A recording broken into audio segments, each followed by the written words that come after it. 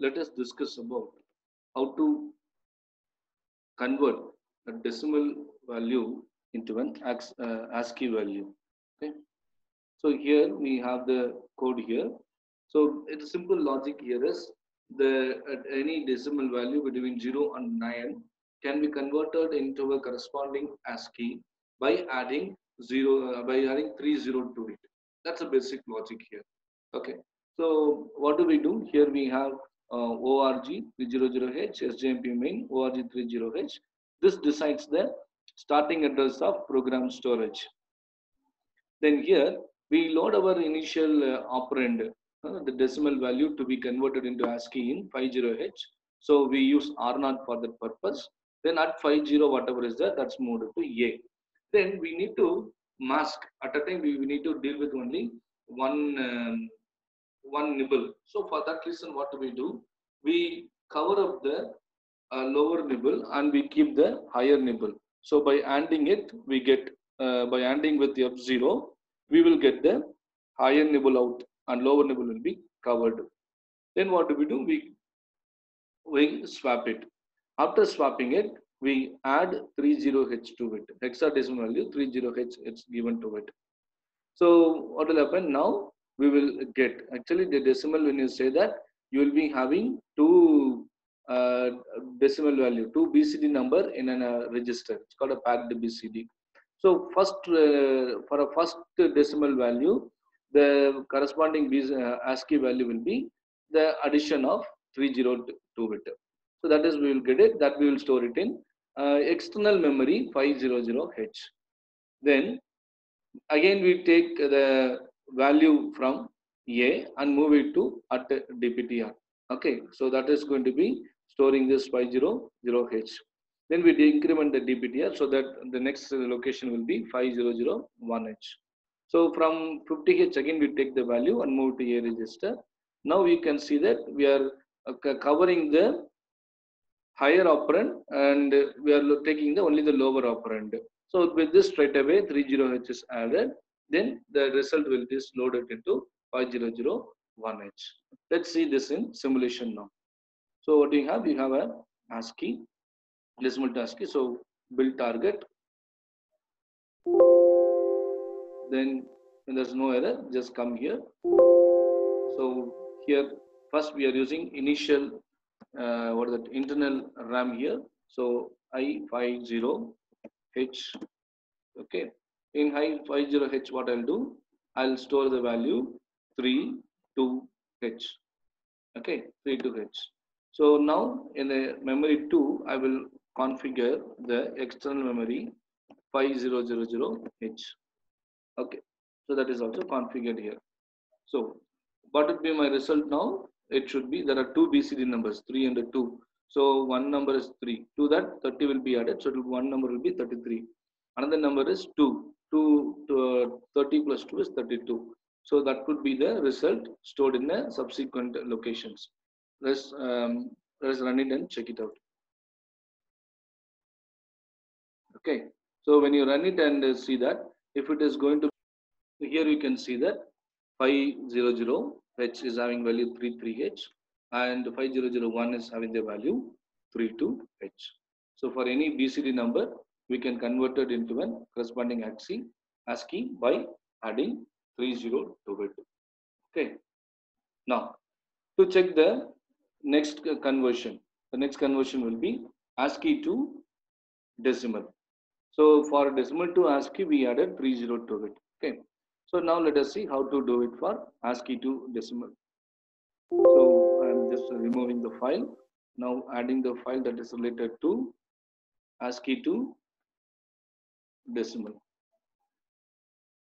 So that's added here and you have the program here as well. So now what happened here? So 50H is loaded to A register and similarly what we do, we take the value, take the higher operand from here and only the operation is going to be AND operation that we are going to do the masking. Then what do we have? We have a swap operation which will swap the content of A register. Then the A is moved to R2. then R naught is incremented. Why R naught is incremented? To take the next value, because it will have two values, right? So it has taken next value. So from 51, the value is moved to A register. Now the masking operation is performed to take the corresponding nibble. Then an OR operation is done to add the content. Then the result will be in 500H. So this will have the packed BCD number now. Okay. Now let us see that in simulation. So build a target for ASCII to decimal. Then start the debug. Then click OK. So what do we have? We should have a value 32 here, and here we'll have the value 35 here. Okay.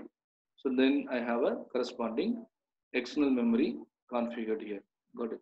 So then what you do, you just simply run the program. Now you must be able to see that here you have a 32. 32 from 32, 30 is subtracted means it will become 2. From 35, if the 30 is subtracted, it will be 5. So that value is loaded here to 5 as a packed BCD. It's loaded onto the external memory. Okay. Next, for next conversion, we'll see that how to convert a decimal number into a hexadecimal number, and how to do the simulation as well.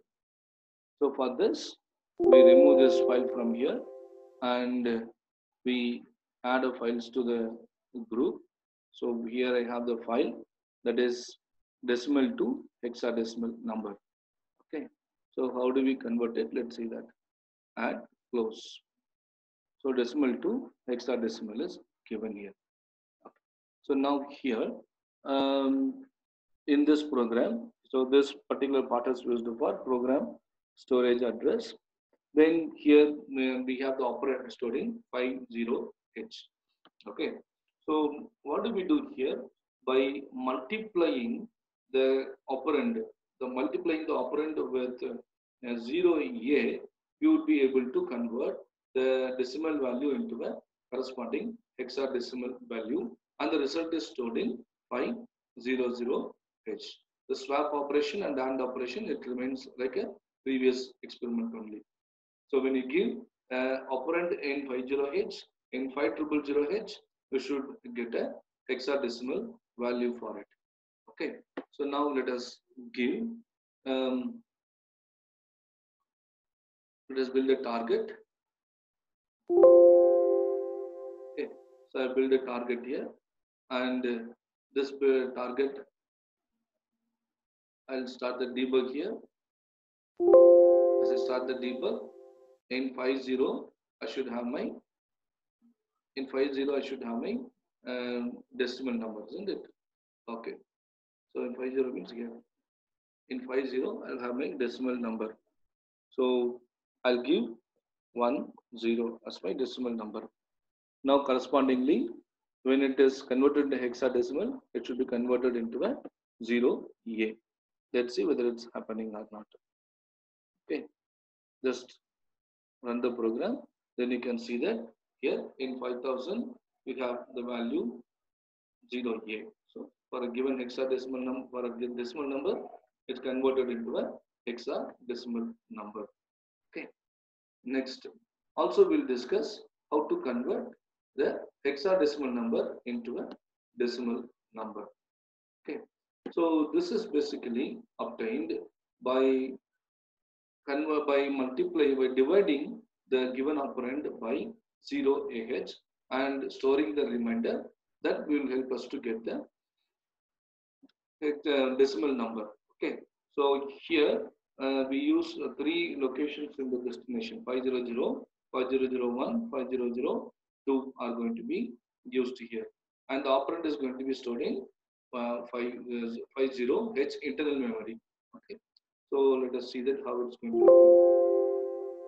Now right click on this source file and select the file. So it is actually hexadecimal to decimal, and close it. Then again build the target. After building the target, Then in the, as I told you, in this internal memory, we give the hexadecimal value. Probably I'm giving FF. Okay, FF is the value I've given here. Now I should check the output in 500, 501, 5002. Okay, so let's see that. So for FF, the corresponding decimal value will be 255. So you'll be able to get 255 here. Got it? So if we get these values, that means we converted into a corresponding decimal number. So like this, for any code, we can convert it into a suitable form by writing an assembly language program. Thanks for watching.